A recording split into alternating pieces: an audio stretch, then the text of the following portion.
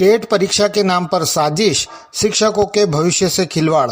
दोस्तों, यदि आप भी शिक्षक हैं तो यह वीडियो जरूर देखें, क्योंकि इस वीडियो में कही गई कई बातों से आप भी सहमत होंगे और आप भी जान पाएंगे कि आज जो शिक्षक पात्रता परीक्षा आपके सामने है वह एक सुनियोजित रणनीति का हिस्सा है और शिक्षकों को बाहर किए जाने की एक साजिश नजर आती है। तो आइए जान लेते हैं क्या है पूरी खबर। दोस्तों, सरकार जब कोई निर्णय लेती है तो उसके पास उसे न्यायोचित ठहराने के लिए तर्क भी होते हैं, साधन भी होते हैं, लेकिन जब तर्क कमजोर पड़ जाते हैं तो सरकार परिस्थितियां बनाती है।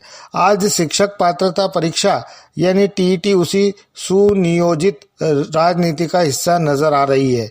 अगर हम पीछे मुड़कर देखें तो पूरी कहानी धीरे धीरे साफ होती जाती है। साल 2009 में शिक्षा का अधिकार कानून लागू किया गया।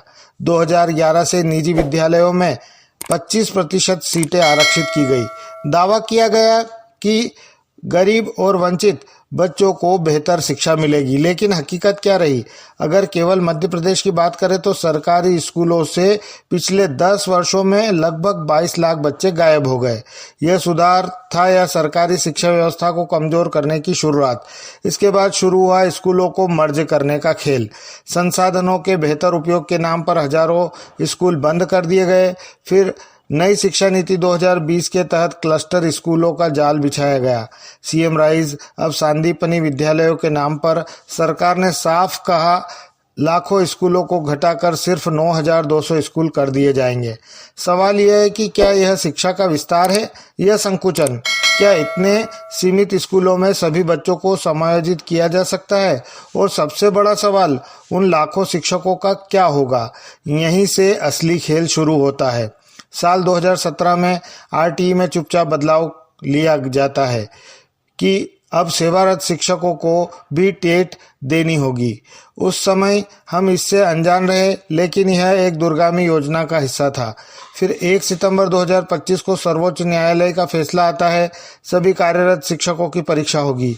अब तस्वीर पूरी तरह साफ हो जाती है।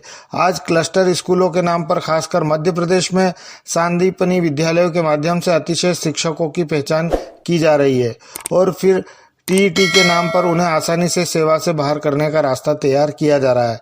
यह कोई सहयोग नहीं है, यह एक सुनियोजित प्रक्रिया है। साल 2020 में क्लस्टर विद्यालयों की शुरुआत के लिए भोपाल में हुई बैठक, जब सीएम राइज विद्यालय के कारण शिक्षकों की नौकरी में आने वाले खतरों का सवाल उठाया गया, तो शिक्षा विभाग की प्रमुख सचिव ने साफ कहा था सरकार शिक्षकों की नौकरी की गारंटी नहीं ले सकती।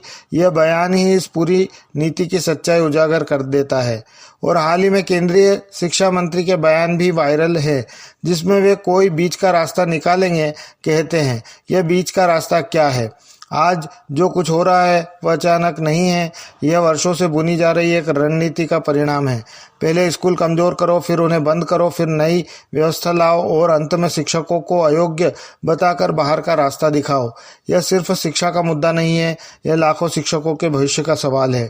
और अगर आज भी हम नहीं जागे तो आने वाले समय में बहुत देर हो चुकी होगी। दोस्तों, इस वीडियो में इतना ही।